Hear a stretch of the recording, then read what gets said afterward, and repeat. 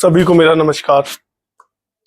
अभी हाल ही में छत्तीसगढ़ में एक सवर्ण समाज की लड़की है, उसने कुछ शायद भीमराव अंबेडकर या कुछ एक जाति के खिलाफ कुछ बोल दिया, तो उस पर SC/ST लगा दी गई और उसको जेल भेज दिया गया। जो अभी वीडियो काफी वायरल चल रहा है उस लड़की का। किसी भी जाति के खिलाफ बोलना, किसी भी जाति के खिलाफ, चाहे वो ST है, चाहे वो जनरल है, चाहे कोई भी है, अगर आप किसी के खिलाफ बोल रहे हैं तो आपको कोई अधिकार नहीं है कि किसी के खिलाफ ऐसे बोलना। कोई भी जाति या समुदाय से है, मगर उसको जेल भेज दिया गया। अच्छी बात है, क्योंकि उसने कुछ बोला था ST/SC के लिए या बाबा भीमराव अंबेडकर के लिए हमारे, तो बहुत ठीक है, क्योंकि उसको नहीं बोलना चाहिए था ऐसा। आपको कोई भी कानून या कोई भी संविधान आपको ये हक नहीं देता कि आप किसी भी विशेष जाति या किसी के लिए भी आप गलत बोले। मगर सवाल ये है, वहीं पर जब 14 अप्रैल आती है और बाबा साहब की आड़ लेकर कुछ तथाकथित लोग ये बोलते हैं कि परशुराम कौन था। एक किसी पार्टी का बंदा ये बोलता है कि परशुराम कौन था, मैं तो इनको जानता ही नहीं हूं।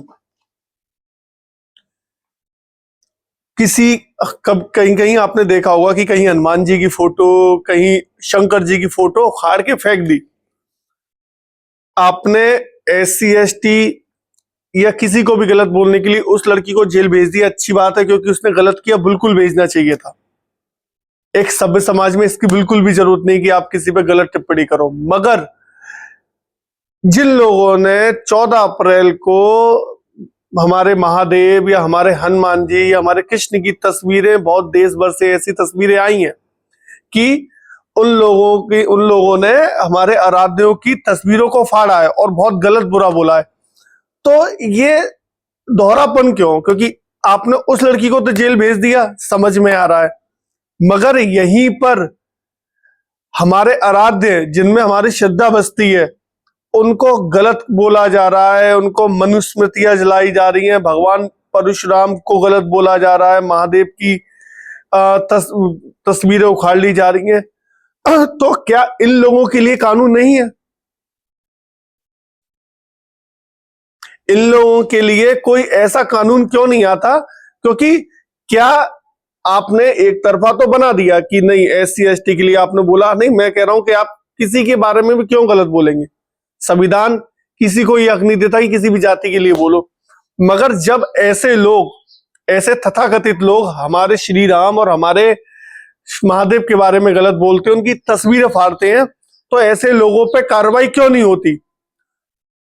उस एक लड़की को तो पकड़कर आपने जेल में डाल दिया कि उसने बोला एक विशेष समुदाय या विशेष जाति के खिलाफ उसने कुछ बोल दिया। ठीक है भाई, बिल्कुल सही किया। कानून आपको कोई नहीं देता कि किसी के बारे में आप गलत बोलो।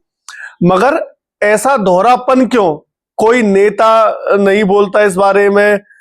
मतलब सरकारें क्या सिर्फ भेदभाव कराने के लिए रह गई हैं?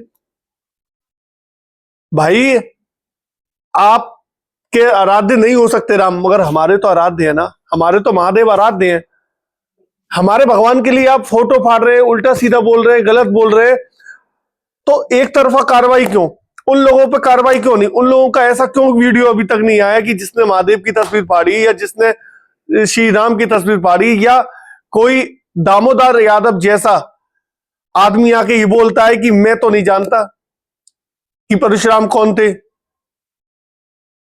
ठीक है, आप अपने बाप को बाप नहीं कह सकते, मगर हम तो अपने बाप को बाप ही बोलेंगे।